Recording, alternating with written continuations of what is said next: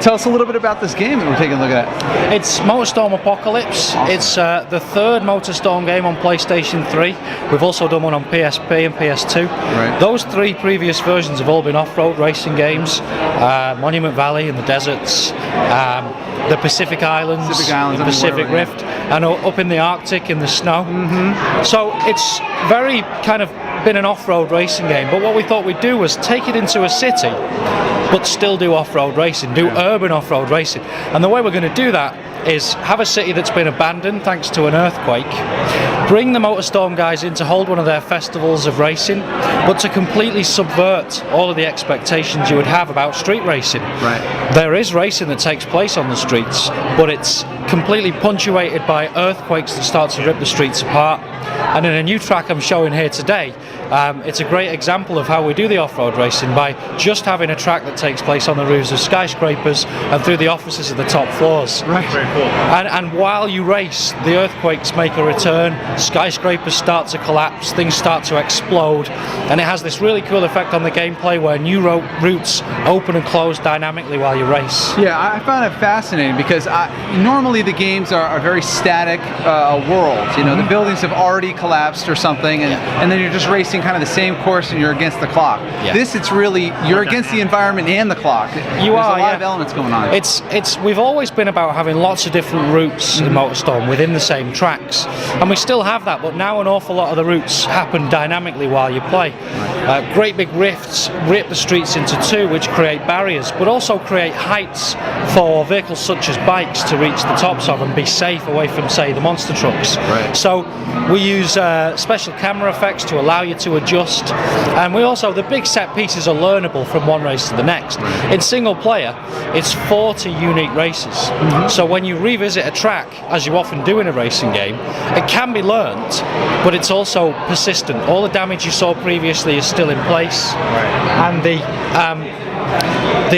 damage is exploited by the organisers of Motorstorm. Right. So they've created new routes through the damage that's been created. You can race at night, you can race in the reverse of the tracks. That's pretty cool. Yeah. So instead of revisiting a track just being about more difficult AI, Right.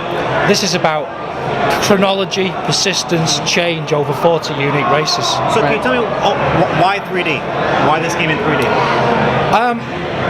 3D is a really big deal for us. As a developer, we've been researching 3D for about 5 years now.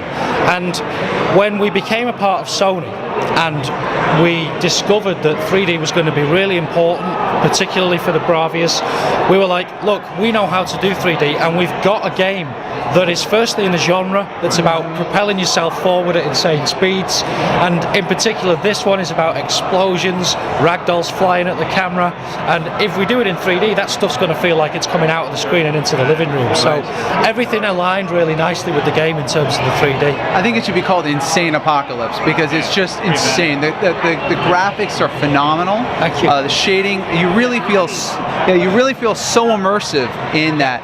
And wearing the 3D glasses. So we had the Sony Active Shutter 3D glasses, and we were watching the game, and it's absolutely fantastic. But there were a few times where Zev and I was like, whoa! It's like a rider coming at you. Or, I really think Zev and I have this conversation all the time. We really think that things that propel 3D to the next level is definitely gaming. Absolutely, Gaming is definitely key. And you proved it right here. It's absolutely a beautiful game.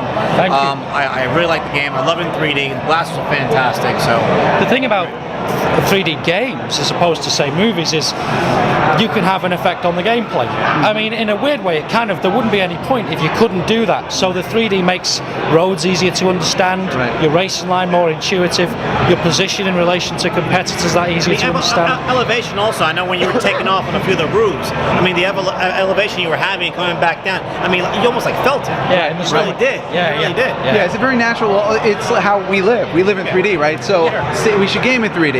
Everything we do, we turn, we move. That's very, very cool. So the release date on this is going to be next year, April? Yeah, first week in April in the States. Fantastic. Well, we're looking forward to playing with it. Phenomenal. Thank you. Thank you so much for talking with us today. All right. Awesome. Cool. That sounds good. Perfect.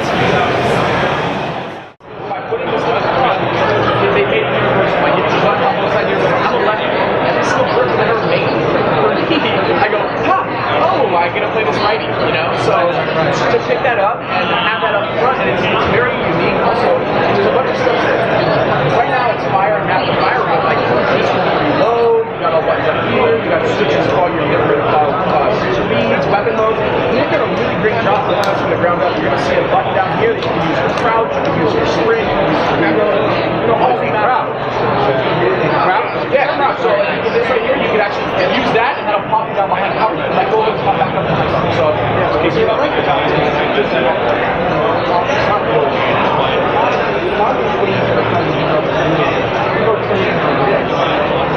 do this is the opposite side.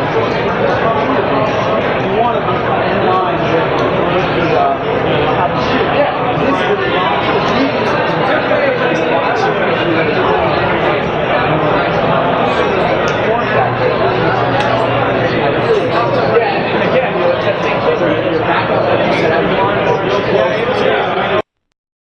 Also, if you click on this button, you can actually go into the iron sights. And if you notice, as you move this gun, it's very sensitive now when you're in that iron sight. Yeah, sure. And it really has this great precision feel. You can actually switch around it.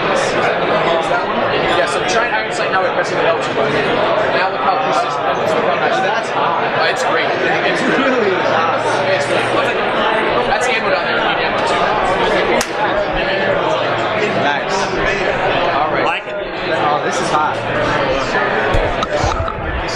All right.